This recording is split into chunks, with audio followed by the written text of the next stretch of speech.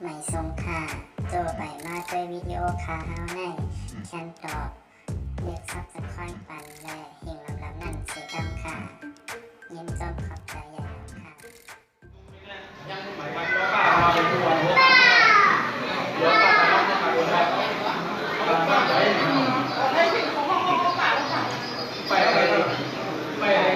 จุ่มตามกันได้ต่อการจุ่มยอดตามกันไปกันหรอกด้านเนี่ยอาจารย์ทุกท่านนะครับเนาะขอบคุณได้ครับ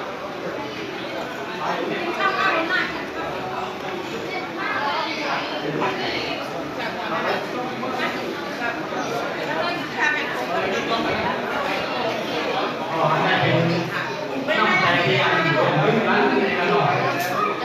นี่น้ำใจที่ว่าหาใช้มีเยอะเนี่ยแต่ว่า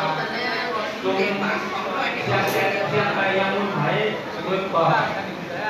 ภายในย่านเนี่ยเรียกว่าเงินการช่วย